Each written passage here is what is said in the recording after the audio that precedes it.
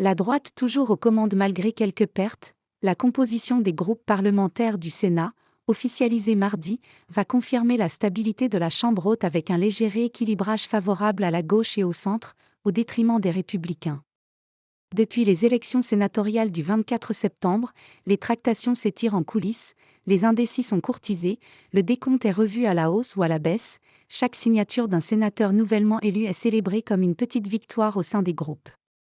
Mais les négociations vont prendre fin. La présidence de la Haute Assemblée attend à 16h la liste des membres de chaque formation parlementaire afin d'arrêter la composition de l'hémicycle. Réélu sans surprise à la présidence du Sénat lundi, Gérard Larcher va pouvoir mesurer l'érosion des Républicains, à l'aube de débats intenses au Parlement sur l'immigration et le budget. La droite sénatoriale reste largement maîtresse de la « Chambre des territoires » grâce à un fort ancrage local, mais elle risque de perdre une douzaine de membres, avec un décompte estimé à 133 sénateurs, contre 145 avant les sénatoriales, sur 348 au total. Faut-il y voir un signal faible ? Notre famille politique, elle n'est pas au mieux de sa forme. Mais le groupe LR va rester de très, très loin le premier groupe du Sénat, balaie le président des sénateurs LR Bruno Retailleau. Divergence. Divisée et minoritaire à l'Assemblée nationale, la droite peut encore se satisfaire au Sénat d'une nette domination, qu'elle doit pour partie à une alliance solide avec l'Union centriste. Le groupe, positionné au centre droit et qui rassemble des élus très divers, UDI, les centristes, Modem, sans étiquette, espère rester à peu près à l'équilibre avec 57 sénateurs, selon son président Hervé Marseille.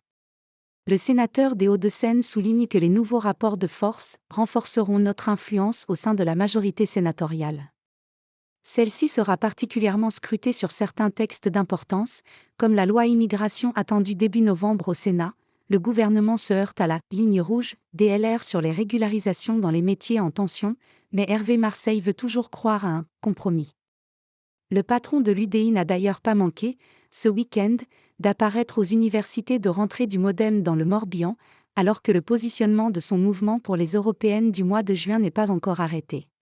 C'est normal qu'il y ait des divergences, mais je crois qu'on partage avec Hervé Marseille et Gérard Larcher cette idée que l'on tient l'institution sénatoriale, souligne M. Retailleau. Le cap descend à gauche ? La majorité présidentielle, sans surprise, va rester très minoritaire au Sénat. Le groupe macroniste, RDPI, a essuyé des pertes au sénatorial mais va sauver les meubles en maintenant plus de 20 sénateurs, 24 avant le vote, grâce notamment à la signature de dernière minute d'élus ultramarins, selon plusieurs sources parlementaires. Le groupe des indépendants, proche du parti Horizon d'Édouard Philippe, va grandir de quelques sièges selon ses derniers décomptes internes, autour 18 membres contre 14 avant la recomposition. Il est notamment parvenu à enrôler la sénatrice de l'Essonne Laure Darcos, LR.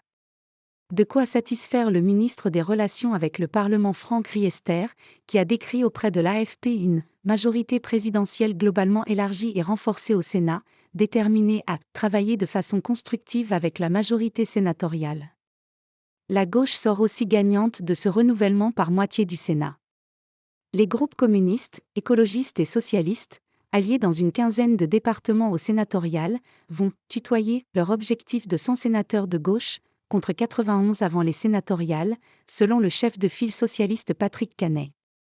Il pourrait même l'atteindre en fonction du choix de quelques sénateurs indécis, selon les décomptes des uns et des autres, avec 64 sénateurs socialistes, 17 ou 18 communistes et 16 à 18 écologistes. Lundi, les candidats de gauche opposés à Gérard Larcher pour la présidence ont d'ailleurs récolté 102 voix à eux 3. Une fois recomposé, le Sénat s'attellera mercredi au renouvellement de son bureau et de ses commissions, avec là aussi d'intenses négociations dans les couloirs.